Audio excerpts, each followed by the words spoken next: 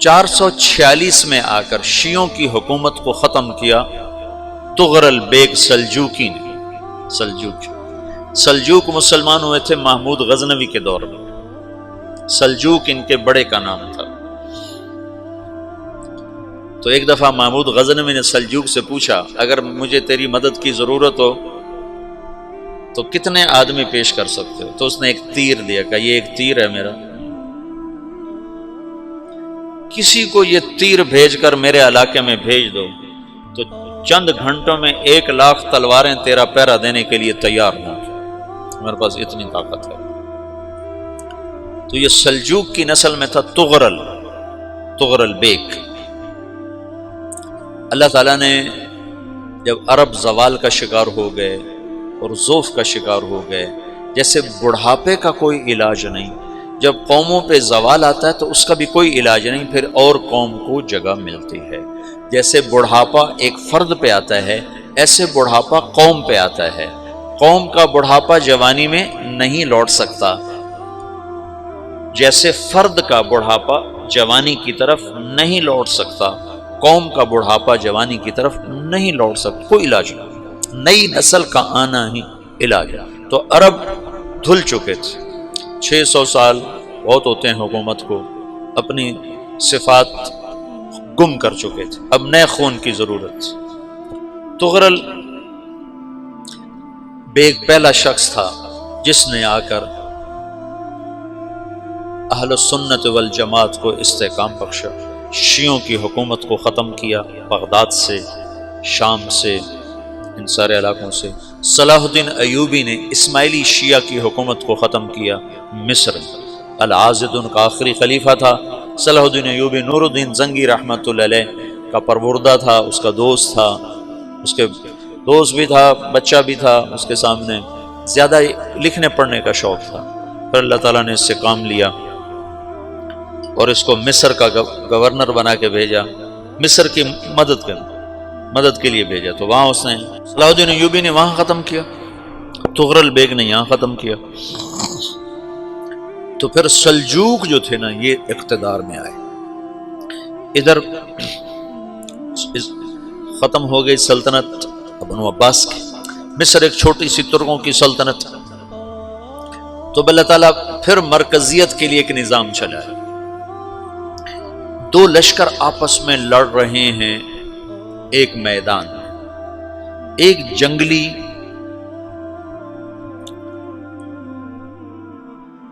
بدوؤں کا قافلہ، جنگل کے لوگ اپنے قبیلے کو لے کر، ایک جنگلی قبیلہ اپنے سردار کے ساتھ نقل مکانی کر رہا ہے ایک جگہ سے دوسری جگہ۔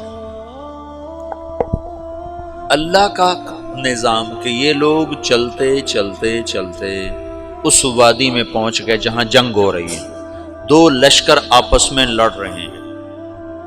جب یہ وہاں پہنچتے ہیں تو ایک لشکر کے قدم اکھڑ رہے ہیں اور دوسرا غالب آ رہا ہے۔ ان کو نہیں پتا شکست کھانے والے کون ہیں اور فتح پانے والے کون ہیں، ان کو نہیں پتا۔ اس جنگلی قبیلے کے سردار کا نام بھی تغرل ہے، تغرل۔ تو یہ سردار کہتا ہے جو شکست کھا رہے ہیں ان کی مدد کرو، کچھ پتہ نہیں کون ہے، کہتا جو شکست کھا رہے ہیں ان کی مدد کرو۔ تو 400 وحشی جنگلیوں نے فاتح لشکر کے پیچھے حملہ کر دیا۔ وہ تو ایک کافی ہوتا تھا، 400 دوڑ جب تلواریں پڑیں تو چند لمحوں میں نقشہ بدل گیا، بھاگنے والے جم گئے اور جمنے والے بھاگ پڑے۔ جب جنگ ختم ہوئی تو شکست خوردہ لشکر کے بادشاہ نے ان کو بلایا، اسے پوچھتا ہے مجھے جانتے ہو میں کون ہوں؟ کہا نہیں۔ کہا تو تم نے میری مدد کیوں کی؟ کہا انسانی ہمدردی کی وجہ سے، تمہیں شکست ہو رہی تھی اس لیے تمہاری مدد کی۔ پھر اس نے اپنا تعارف کرایا، میں ہوں سلیمان سلجوکی، ترکی کا بادشاہ۔ مسلمانوں کا لشکر تھا اور تاتاریوں سے شکست کھا رہا تھا، تاتاری فتح پا رہے تھے، مسلمان شکست کھا رہے تھے۔ تو وہ اللہ کی غیبی مدد بن کر آئے، تو وہ اس سے کہتا ہے میرے ساتھ رہنا پسند کرو گے؟ تم نے میرے اوپر احسان کیا ہے، میں اس کا بدلہ دینا چاہتا ہوں، میرے ساتھ رہنا پسند کرو گے؟ کہنے کا کر لوں گا۔ تو اس کو لے کر ترکی آیا، اور استنبول اس وقت روم کی حکومت میں تھا، اسے فتح کیا اس تغرل کے آگے چوتھے پانچویں پڑپوتے محمد فاتح نے۔ تو یہ استنبول ہے، یہ ترکی ہے، بیچ میں ایک چھوٹا سمندر ہے، یہاں ایک جاگیر ہے۔ تو سلطان سلیمان کہتا ہے یہ جاگیر تجھے وقف ہے، ادھر سے رومی مجھے تنگ کرتے ہیں حملے کر کر کے، تو میرا دفاع کرتے رہنا، یہ جاگیر تیری۔ اس جاگیر پہ اس نے اپنے قافلے کو آباد کر دیا، اپنے قبیلے کو، اور ایک چھوٹی سی حکومت بنا لی، جو ایک صوبہ سمجھو سلمان سلجوقی کا، وہ ایک چھوٹا سا صوبہ ہے۔ وہاں جب یہ رہ پڑا تو پھر یہ ایک شیخ کے بیت ہوتا ہے، وہاں شیخ طریقت ہے، ان کے یہ بیت ہونے جاتا ہے، وہ اس کو رات اپنے پاس ٹھہراتا ہے، تو ایک کمرے میں ان کو ان کا خادم ٹھہراتا ہے۔ یہ جب کمرے میں جاتا ہے تو سامنے دیوار میں تاکچے پر قرآن پڑا ہوا ہے، تو یہ تغرل بیگ کہتا ہے یہ کیا ہے، یہ کیا ہے؟ تو وہ خادم کہتا ہے یہ کتاب اللہ ہے، قرآن ہے۔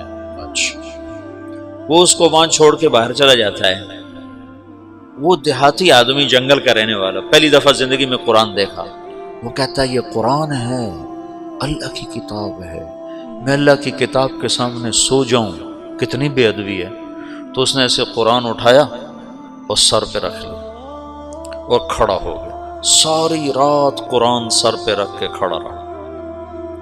رات کے پچھلے پہر اس کو خواب آیا،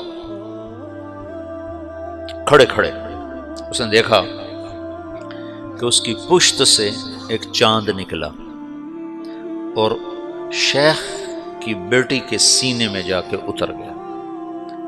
پھر اس لڑکی کے سینے سے ایک درخت نکلا جو پھیلتے پھیلتے پھیلتے 3 بر اعظم پہ چھا گیا، افریقہ پر، یورپ پر، ایشیا پر۔ پھر اس کی آنکھ کھل گئی، وہ کھڑا ہوا ہے، تو اس نے صبح یہ خواب اپنے شیخ کو سنایا، تو انہوں نے اپنی بیٹی اس کے نکاح میں دے دی۔ اس بیٹی سے ایک بچہ پیدا ہوا، تغرل بیگ نے اس کا نام رکھا عثمان، عثمانی ترک نام سنا ہوا، جو میں نے کل بتایا تھا کہ 1924 میں وہ خلافت ختم ہوئی۔ تو ایک بیٹا پیدا ہوا عثمان۔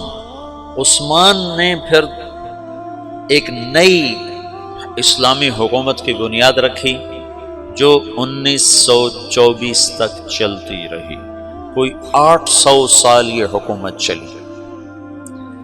تو حکومت کا شیرازہ بکھرا، لیکن پھر جڑ جاتا تھا، پر وہ قرن اول والا جوڑ کبھی نہ پیدا ہوا، ٹکڑے بن گئے۔ ان ٹکڑوں میں اللہ لوگ پیدا کرتا رہا جو دعوت دیتے رہے، دعوت زندہ رہی۔ جو تربیت کا نظام تصوف کے ساتھ تھا، اب وہ تبلیغ کے ساتھ۔